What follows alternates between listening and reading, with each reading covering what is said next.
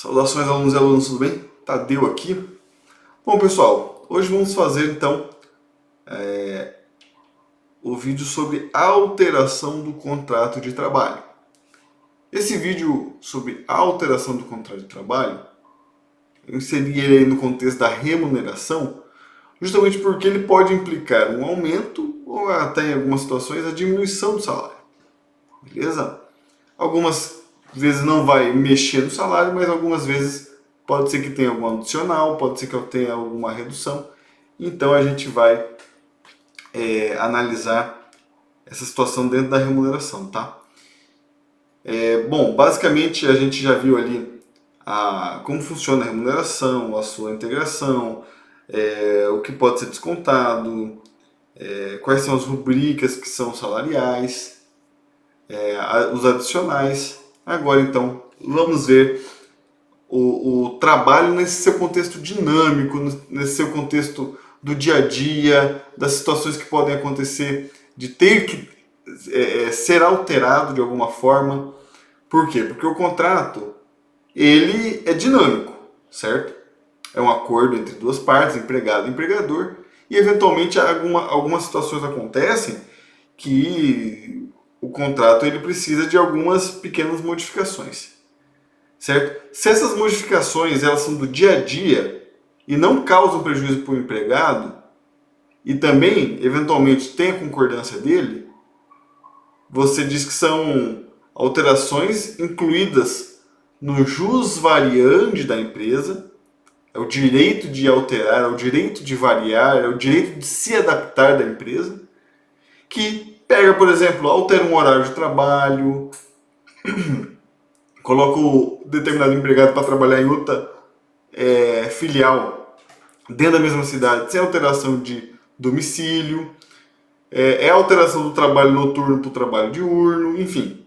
Você tem ali várias situações do jus variandi.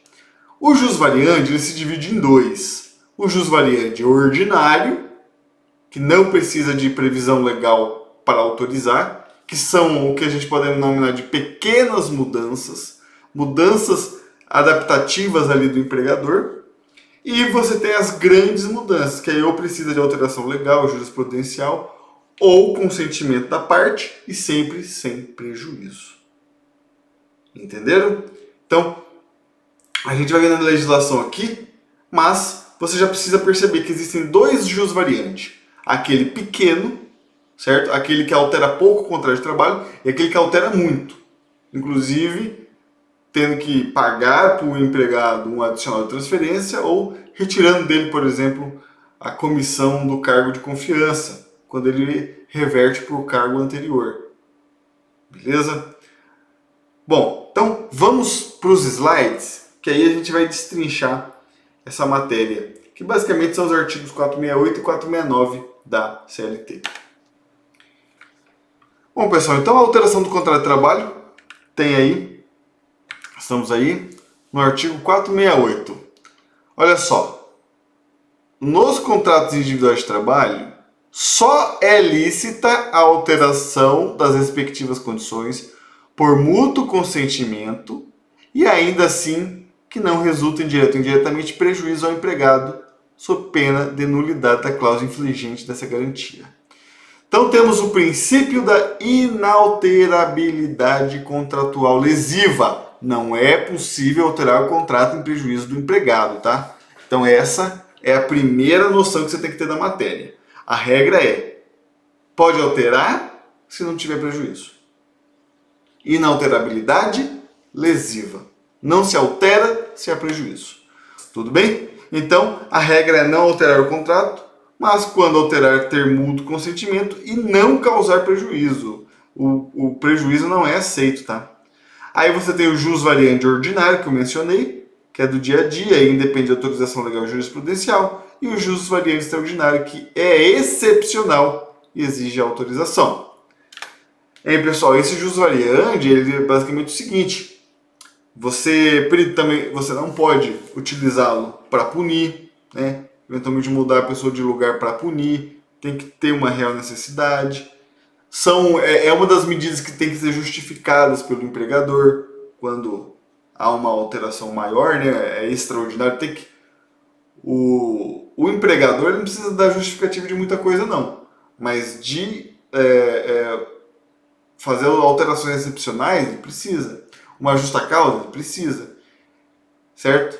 Algumas situações excepcionais o empregador precisa se justificar. Esse é o caso, por exemplo, de uma transferência, tá? Então, no jusvariante ordinário, que representa o dia a dia aí do empregado, independe da autorização de legislativa. E a gente tem como exemplos alterar o horário de trabalho, obrigar o uso de uniforme, mudar a data de pagamento desde que respeitado ali o 5º dia útil, mudar a localidade que não demande alteração de domicílio. E tem o jusvariante extraordinário, que é excepcional e exige autorização. Ó, eu citei alguns exemplos aqui e já coloquei o fundamento legal. Então temos ali, ó, mudar do horário noturno para o diurno tem permissão na súmula 265 do TST. Apesar de implicar redução de salário, a alteração do noturno para o diurno ela é permitida pela jurisprudência porque se considera que o trabalho noturno é prejudicial à saúde do empregado. Então, mesmo que ele mude para o diurno, perca dinheiro, perca o adicional noturno, ainda assim, essa alteração ela é possível ser feita unilateralmente, tá? O empregador que vai decidir. Também, ó, ir e retornar de teletrabalho para o presencial, né? Ir do teletrabalho para o presencial ou do presencial para o teletrabalho. Precisa de anuência do empregado, precisa, para retornar, pode ser por única decisão empresarial. Isso está permitido no 75C da CLT. Reduzir carga horária de professor, ó. Reduzir carga horária representa diminuir salário. Mas o TST decidiu, se mantiver o número o valor de salário hora, né, e demonstrada ali a diminuição de alunos, pode reduzir carga horária. O TST chancelou isso, certo? Então está na OJ 244 da SDI 1 do Tribunal Superior do Trabalho. E agora a gente vai ver com mais calma aqui, ó, a reversão e a transferência. A reversão no 468 da CLT e a transferência no 469 da CLT. Então, alterações aí excepcionais do contrato de trabalho que tem autorização legislativa. Vamos começar então com a reversão.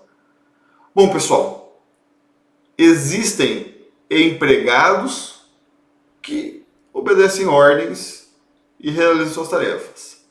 E alguns empregados, e aqui a CLT às vezes ela é bem restrita, geralmente por estabelecimento ela excepciona um. Esse um é o diretor, é o gerente, é quem comanda essa filial, esse estabelecimento. Esse um, se não é o próprio sócio, obviamente, se é um empregado, ele é considerado como um cargo de confiança, é o cargo de gestão, é o gerente geral, certo? Quando você tem essa figura do gerente geral, que aqui eu falo gerente geral como um termo genérico, tá? Que pode ser o diretor da filial, é quem comanda o estabelecimento. Então esse gerente geral, ele recebe uma gratificação, né, superior a 40% do seu salário base. Só que eventualmente o empregador ele não está satisfeito com a entrega, com o desempenho, com os resultados desse colaborador. Ele pode reverter esse empregado para o seu cargo original. Isso é uma alteração contratual, implica diminuição da remuneração do empregado, mas não é alteração unilateral ilícita. Ela é permitida, beleza? Parágrafo 1º do 468 diz: não se considera alteração unilateral a determinação do empregador para que o respectivo empregado reverta ao cargo efetivo anteriormente ocupado, deixando o exercício de cargo de confiança. Então, a reversão do cargo de confiança para o cargo efetivo não é considerada alteração unilateral. Não se confunde com rebaixamento, com promoção, com remoção. O rebaixamento é ele estar num cargo e ir para um cargo inferior. Aqui ele está num cargo, ele foi para o cargo de gestão e retornou para o cargo anterior, certo? Isso não é alteração unilateral. Ir para o cargo anterior, por exemplo, advogado júnior, que vira advogado sênior. Voltar para o advogado júnior não pode. Agora, o advogado sênior, que vira o gerente da filial, voltar a ser advogado sênior. Ok. Entende essa situação? Então, assim, o cargo é do empregador e ele dá essa confiança e pede para que essa confiança seja exercida por algum empregado que tem que desempenhar conforme as diretivas do empregador. Se ele não estiver satisfeito com os resultados, pode retornar ao cargo anterior. Sem problema. Beleza? A alteração de quitado do parágrafo 1º com ou sem justo motivo não assegura ao empregado o direito à remuneração do pagamento da gratificação correspondente, que não será incorporado independentemente do tempo de exercício da respectiva função. Antes da reforma trabalhista, quem ficava nesses cargos de confiança por mais de 10 anos incorporava ao salário. Então tinha lá a gratificação, vamos supor, de 50%, né? Superior a 40%. Então o salário base mais 50% por 10 anos, mesmo que volte ao cargo anterior, aquilo permanece no seu salário, tá? Ele gruda no salário, integra o salário. Agora a reforma trabalhista acabou com isso. Seja o tempo que exercer, é uma função que não se incorpora, tá? Então isso impactou a súmula 372 do TST, que dizia, ó, não poderá retirar gratificação quem exerce a função por 10 anos ou mais, tá? Então, alteração aí na súmula do TST, agora quem exerce por mais 10 anos a gratificação não incorpora no salário. Beleza? Então, isso aqui tinha que ver sobre a reversão ao cargo anterior. Agora vamos falar de transferência, que é outra alteração do contrato de trabalho excepcional e que pode representar aí diminuição, um adicional ao empregado, adicional de transferência. Vamos lá, então o artigo 469, ó, ao empregador é vedado transferir do empregado sem a sua anuência para a localidade diversa tem que resultar do contrato, não se considerando transferência, que é acarretar necessariamente a mudança de domicílio. Então vamos lá, o que é transferir para começar? É mudar de domicílio. Então não é transferência o que não tem mudança, tá? Então, regra geral é vedar o transferir do empregado. Quando que é permitido? Quando tem a sua anuência, certo? Então é vedar o transferir sem anuência. Quando é permitido, quando tem a sua anuência. E quais são as 4 hipóteses de transferência? Olha só.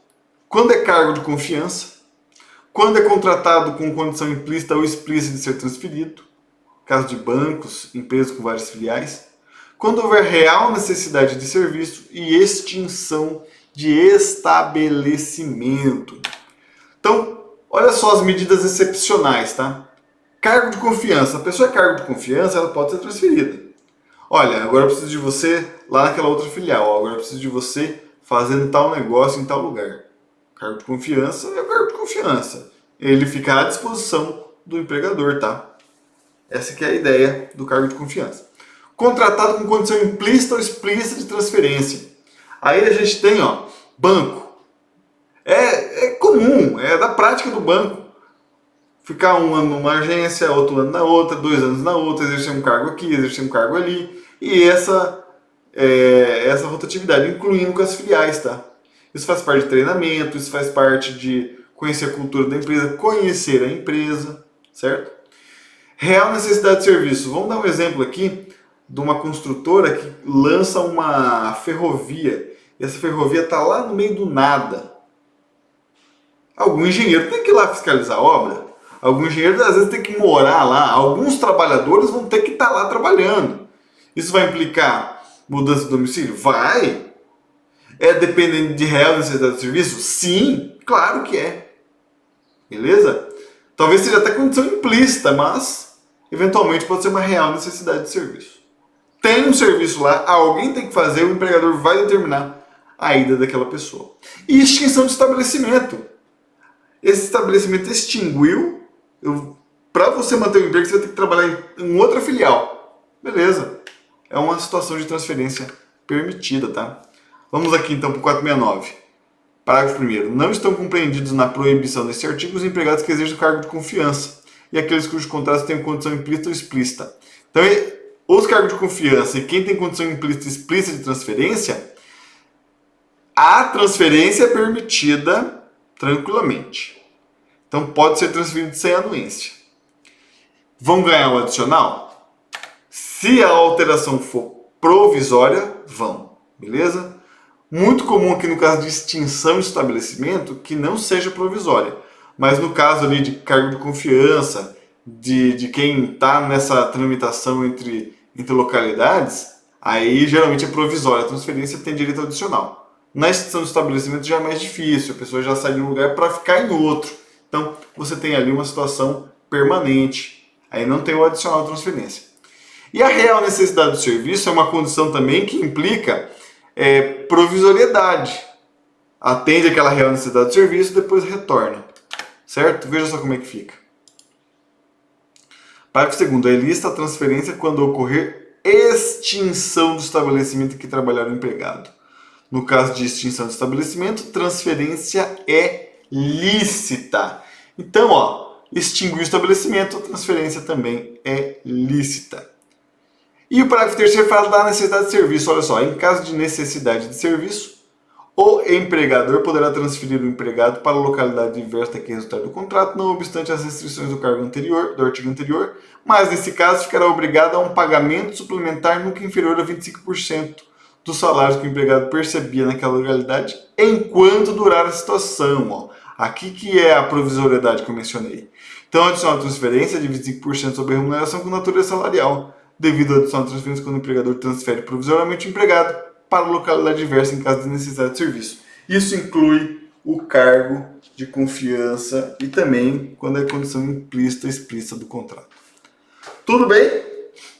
Bom, pessoal, e dessa transferência você tem despesas, né? Despesa com mudança, despesa com alguma reforminha, despesa para se locomover até lá, algumas diárias de hotel, enfim. Então, artigo 470, as despesas resultantes de transferência correrão por conta do empregador, princípio da alteridade. Essa ajuda de custo é do empregador e tem natureza indenizatória, tá? Não tem natureza salarial. Bom, pessoal, então a gente viu aqui algumas alterações do contrato de trabalho, com mais especificidade vimos aí a reversão ao cargo anterior, a transferência, também a redução de carga horária de professor, alteração do trabalho diurno por noturno, o teletrabalho. Espero ter ajudado vocês um pouco aí nessa matéria trabalhista, uma matéria que eventualmente cai na OAB e também faz parte do dia a dia de muitos processos, principalmente envolvendo ali a transferência, né? Em que você tem uma situação de grandes empresas, às vezes, não pagarem o adicional de transferência, e aí só na justiça que eles vão conseguir esse direito, né? Beleza? Bom, pessoal, desejo a todos, então, bons estudos. Qualquer dúvida, estou no Instagram, no Telegram, no YouTube. Fique à vontade para entrar em contato e tirar suas dúvidas. Desejo a todos bons estudos e até a próxima.